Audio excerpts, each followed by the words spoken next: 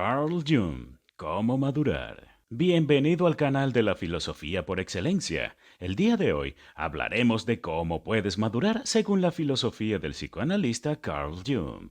La madurez es un concepto que suele asociarse con la edad, la experiencia o la responsabilidad. Sin embargo, desde el punto de vista de este psicólogo, la madurez implica algo más profundo y complejo, algo que llamó el proceso de individuación. Carl Jung lo definió como el proceso mediante el cual una persona se convierte en un individuo integrado, llegando a ser uno mismo y alcanzando la autorrealización.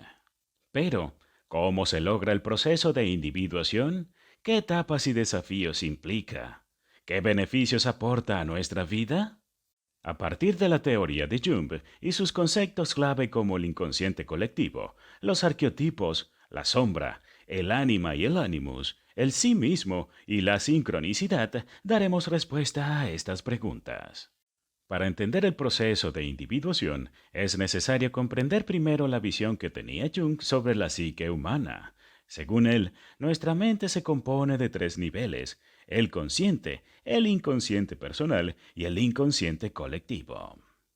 El consciente es la parte más superficial y racional de nuestra mente, donde se encuentran nuestros pensamientos, sentimientos y preocupaciones actuales.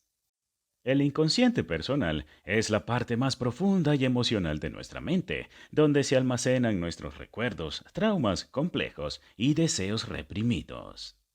El inconsciente colectivo es la parte más arcaica y universal de nuestra mente, donde se encuentran los patrones heredados de la humanidad, que Jung llamó arqueotipos. Los arqueotipos son imágenes simbólicas que representan las experiencias comunes de los seres humanos a lo largo de la historia y la cultura. Son como moldes o plantillas que dan forma a nuestra psique y a nuestro comportamiento. Algunos ejemplos de arqueotipos son el héroe, el sabio, la madre, el padre, el niño, el anciano, el mago, el guerrero, etcétera, etcétera. Estos arqueotipos se manifiestan en nuestros sueños, en nuestro arte, en nuestra religión y en nuestra mitología. Uno de los arqueotipos más importantes para el proceso de individuación es el de la sombra. La sombra representa todo aquello que rechazamos o negamos de nosotros mismos, ya sea por miedo, por vergüenza o por culpa. Es nuestra parte oscura e inconsciente donde se encuentran nuestros impulsos primitivos, nuestras emociones negativas y nuestros defectos. La sombra suele proyectarse en los demás, es decir, tendemos a ver en los otros lo que no queremos ver en nosotros mismos. Por ejemplo, si nos molesta la arrogancia de alguien, puede ser porque tenemos un aspecto arrogante que no hemos reconocido ni aceptado. La sombra también puede manifestarse en situaciones extremas o en momentos de crisis, cuando perdemos el control o actuamos de forma irracional. Para madurar según Jung, es necesario integrar la sombra a nuestra personalidad consciente. Esto significa reconocer y aceptar nuestros aspectos negativos como parte de nosotros mismos, sin reprimirlos ni negarlos. Al hacerlo, podemos liberarnos de la culpa y del miedo, y podemos aprovechar la energía creativa y vital que contiene la sombra. Integrar la sombra implica no solo identificar y reconocer los aspectos negados en nosotros, sino también saberlos integrar a nuestra vida cotidiana. Si, por ejemplo, eres una persona muy sensible a la arrogancia y prepotencia de los demás, quizás debas aprender a ser más autoritario, no para imponerte a los otros, sino para aprender a poner límites a las personas que abusan de ti. Otra forma de verlo es que si por ejemplo eres alguien que se debate entre la sensibilidad emocional y la ironía cruel, pues deberás buscar espacio para ambas cosas. El mayor ejemplo histórico es Abraham Lincoln.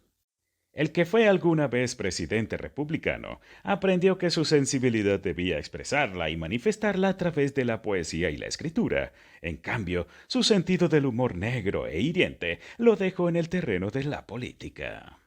Haz tú lo mismo. Abre espacio para cada una de tus expresiones y sentimientos y así no te verás como la mayoría, reprimiéndote de manera excesiva e innecesaria. Estos arqueotipos representan los aspectos femeninos y masculinos que hay en cada persona, independientemente de su sexo biológico. El ánima es el aspecto femenino del hombre, mientras que el animus es el aspecto masculino de la mujer. El ánima y el animus influyen en nuestra forma de relacionarnos con el sexo opuesto, ya que proyectamos en él o en ella las cualidades que nos faltan o que admiramos. Por ejemplo, un hombre puede sentirse atraído por una mujer que encarna su ánima idealizada, mientras que una mujer puede sentirse atraída por un hombre que encarna su animus idealizado. Diciéndolo de una manera más clara, sería el lado masculino y femenino que todos tenemos. Sucede que siempre manifestamos más un aspecto que otro. El que dejamos en segundo plano se convierte en parte de nuestra sombra. Para madurar según Jung, es necesario integrar también el ánima y el animus en nuestra personalidad consciente.